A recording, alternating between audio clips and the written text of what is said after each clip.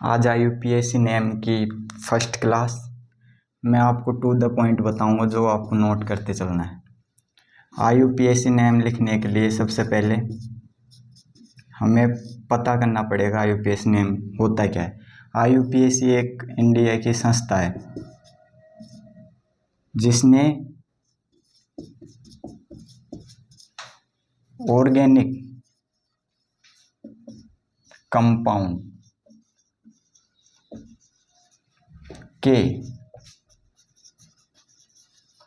अध्ययन के लिए एक सुयोजित प्रणाली, सुयोजित नामकरण प्रणाली तैयार की।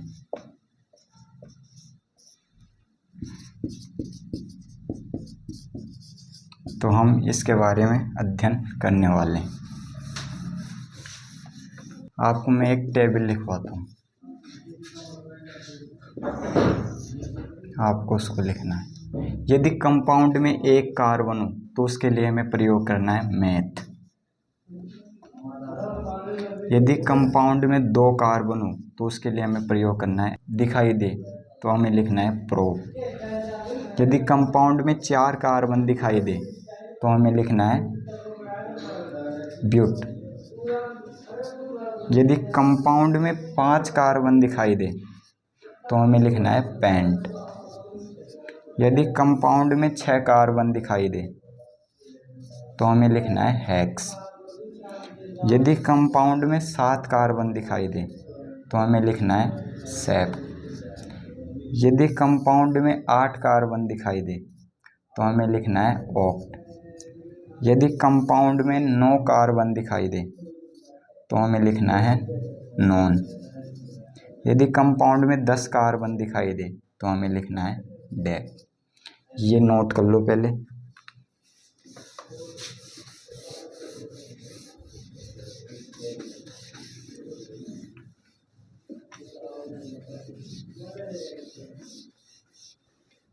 नेक्स्ट मैं आपको बताने जा रहा हूँ कि कंपाउंड संतृप्त है या असंतृप्त, संतृप्तता के बारे में बताना।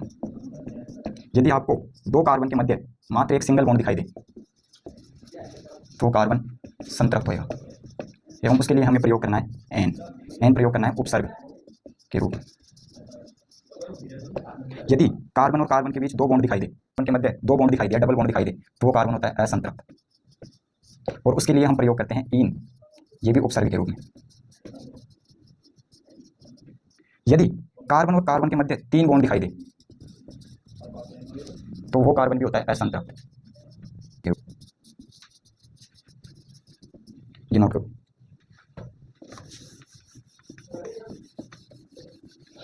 तो मैंने आपको बताया पहले तो कार्बन की संख्या बतानी है, फिर वो संतृप्त या असंतृप्त ये बताना है। उसके हम कुछ एग्जांपल करके आपको बता दें। जैसे आपको कोई कंपाउंड दे रखा है CH2, CH। सबसे पहले हमें इसमें देखना है फर्स्ट नंबर पर कार्बन कितने हैं, कार्बन की संख्या, कार्बन बराबर इसमें कितने 1 2 3, तो कार्बन 3 है। तो 3 के लिए हमने पढ़ा था टेबल में, 3 के लिए पढ़ा था हमने प्रोब। तो सबसे पहले हमें लिख देना है प्रोब।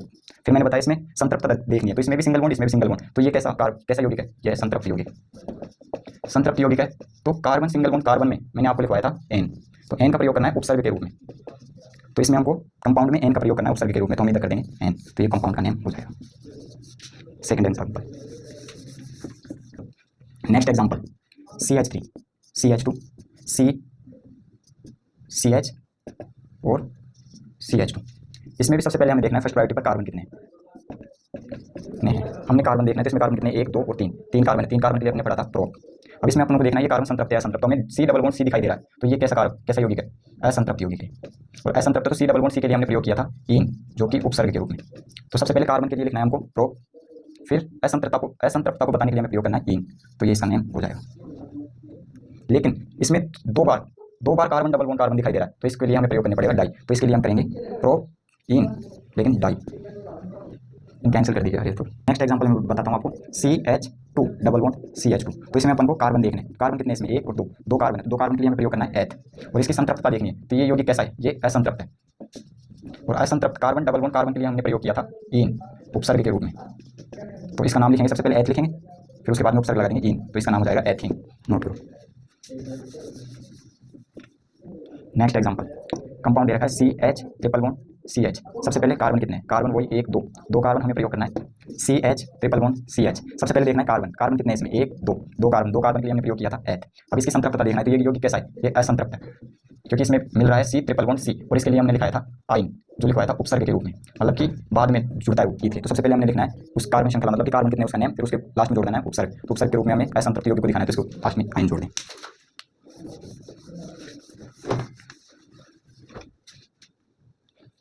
नेक्स्ट नोट, यदि किसी यौगिक में सिंगल बॉन्ड, इंग्लिश में लिखा वह डबल बॉन्ड एक साथ उपस्थित हो, तो हमें डबल बॉन्ड को कम नंबर आए उस तरफ से नंबर देने हैं, ये नोट डालिएगा। तो इसके बारे में हम एग्जांपल करके बताते हैं। जैसे एग्जांपल, कोई कंपाउंड दे रखा है CH3 CH2 double bond CH2, ये तो इधर से हम नंबरिंग करें तो एक, तो देखो हम इधर से यदि नंबर दें फर्स्ट, यदि इधर से नंबर दे तो इसको आएगा 1 2 और 3, जो 2 नंबर है ना वो इस डबल बॉन्ड को मिल रहा है, मतलब कि पहले डबल बॉन्ड से पहले उस कार्बन को कितने नंबर मिल रहे हैं वो हमको देखना है, और मल्टीपल संतृप्त वाले में हमको डबल बॉन्ड को कम नंबर मिले वो देने। तो इधर से यदि हम सेकंड पे ट्राई करते हैं तो 1 2 और 3 डबल बॉन्ड को फर्स्ट नंबर मिलता है, तो हम इधर से नंबरिंग देंगे 1 2 और 3। हम नंबरिंग देंगे सबसे पहले वही काम, कार्बन श्रृंखला कितनी है इसमें 3 कार्बन है, 3 कार्बन के लिए हम प्रयोग करते हैं प्रो। फिर संतृप्तता, इसमें असंतृप्त भी है और संतृप्त भी है, C डबल बॉन्ड C भी है और C सिंगल बॉन्ड C भी है। तो C डबल बॉन्ड C को तो हमको उपसर्ग के रूप में प्रयोग करना है, और इसके लिए क्या प्रयोग करना है इन, और इसके लिए क्या प्रयोग करना है एन। तो अगर हम इसका नाम लिखें तो इसमें 3 कार्बन तो हमको सबसे पहले लिखना पड़ेगा प्रो, और एन मतलब इसमें सिंगल बॉन्ड है, सबसे पहले सिंगल बॉन्ड के लिए प्रयोग करेंगे एन, और इसमें डबल बॉन्ड भी है तो इसके लिए प्रयोग करेंगे इन भी, तो इसका नाम हो जाएगा प्रोपेन इन। ठीक,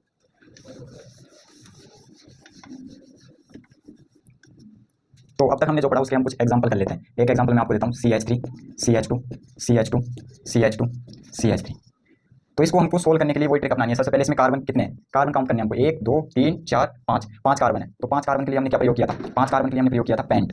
अब इसमें संतृप्तता देखनी है, तो ये C सिंगल बॉन्ड CS सारे, C सिंगल बॉन्ड CS सारे, तो ये कैसा यौगिक है, ये संतृप्त है, और ये संतृप्त है तो इसके लिए हमें प्रयोग करना है एन, क्योंकि C सिंगल बॉन्ड C में एन प्रयोग होता है, जो किसके रूप में, उपसर्ग के रूप में। तो सबसे पहले हमने कार्बन श्रृंखला का नाम लिखना है, तो कार्बन श्रृंखला के लिए हमने लिखना है पेंट, और संतृप्तता बतानी है तो संतृप्तता C सिंगल बॉन्ड C, तो एन, तो इसका नेम हो जाएगा पेंटेन। नेक्स्ट एग्जांपल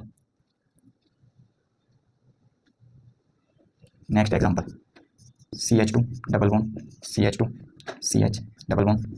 तो इस यौगिक का नाम लिखना है हमको, तो सबसे पहले कार्बन कितने हैं, कार्बन काउंट करने हैं 1 2 3 4, तो 4 कार्बन के लिए हमको लिखना है ब्यूट लिखना है। और अब हमको इसकी देखनी है संतृप्तता, तो इसमें अपने को मिल रहे हैं C डबल बॉन्ड C, तो ये कैसा यौगिक है, ये है असंतृप्त, और असंतृप्त है C डबल बॉन्ड C है, तो इसके लिए हमको प्रयोग करना है इन। और ये 1 2 3 मिल रहे हैं, तो इसके लिए हमको लगाना है ट्राई इन के आगे।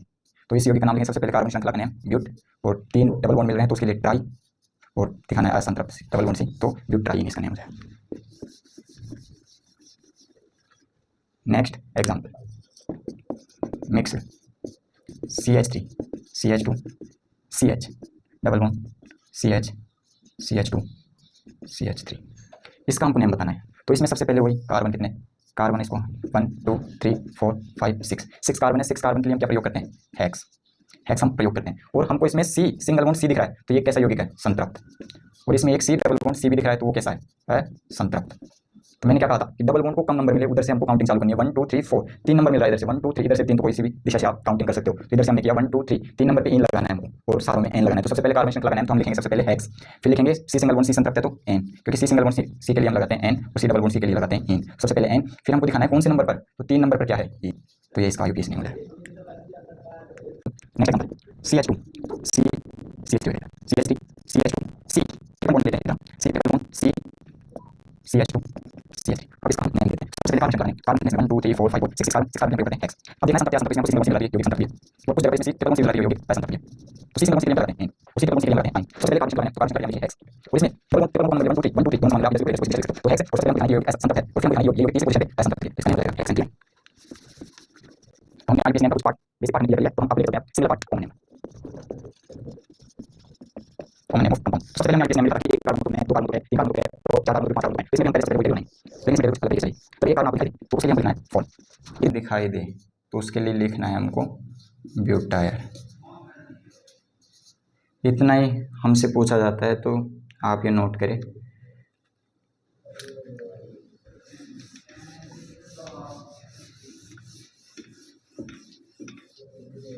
आपको इसके लिए एक और टेबल याद करनी होगी।